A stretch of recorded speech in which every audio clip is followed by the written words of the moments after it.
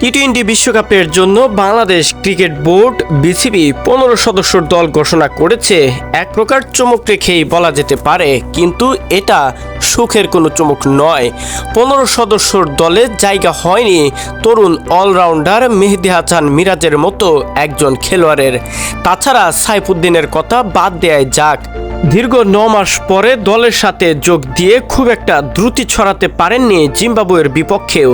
কিন্তু তারপরেও দুজন অলরাউন্ডকে বাদ দিয়েই শুধু বোলার আর সাধারণ ব্যাটারদের নিয়েই কেন টি-20 বিশ্বকাপের মতো মহা আসর পাড়ি দিতে যাচ্ছে বাংলাদেশ ক্রিকেট বোর্ড?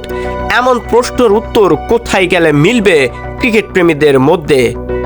সকল ক্রিকেট প্রেমীদের একটাই চাওয়া ছিল যে মেহেদী হাসান মিরাজের মতো একজন তরুণ অলরাউন্ডার দলে থেকে দলের জন্য ভালো কিছু করুক, দেশকে এমন কিছু উপহার দিক যা টি-20 বিশ্বকাপ বা কোনো আন্তর্জাতিক অঙ্গন ক্রিকেট থেকে বাংলাদেশ এর আগে যা অর্জন করতে পারেনি সেটা এবার করে দেখাক।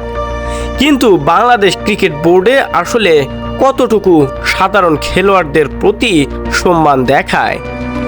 সংবাদ সম্মেলনে বলা হয়েছে, সাইফুদ্দিনের পারফরম্যান্স নাকি জিম্বাবু সিরিজে খুব একটা দ্রুতি ছড়াতে পারেনি, কিন্তু দলের অন্যতম top order batsman Liton Kumar Das সে আসলে কতটুকু দলকে দিয়েছে এবার। একজন ওপেনিং ব্যাটারের গড় রান 20-এর নিচে। আসলে এমন যদি হতে থাকে তাহলে টপ অর্ডার থেকে কেমন সাফল্য পাবে বাংলাদেশ ক্রিকেট দল?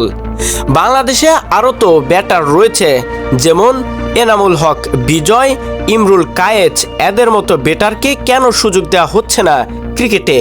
অবশ্য লিটন কুমার দাসকে যতদিন ধরে ক্রিকেটে খেলানো হচ্ছে, যদি এর অর্ধেক ম্যাচ ইমরুল কায়েস বা এনামুল হক বিজয়কে সুযোগ দেওয়া হতো, অবশ্যই ভালো কিছু করতো, এমনটা আত্মবিশ্বাস রেখে বলা যেতেই পারে। কিন্তু লিটন কুমার দাসের মধ্যে এমন কি পেয়েছে যে তাকে বাদ দিতে পারছে না বাংলাদেশ ক্রিকেট বোর্ড, বিসিবি? এমন প্রশ্নের উত্তর কোথায় পাবে আসলে খোঁজা বড় মুশকিল। শহীদুল ইসলাম শহীদ, স্পোর্টস ডেস্ক।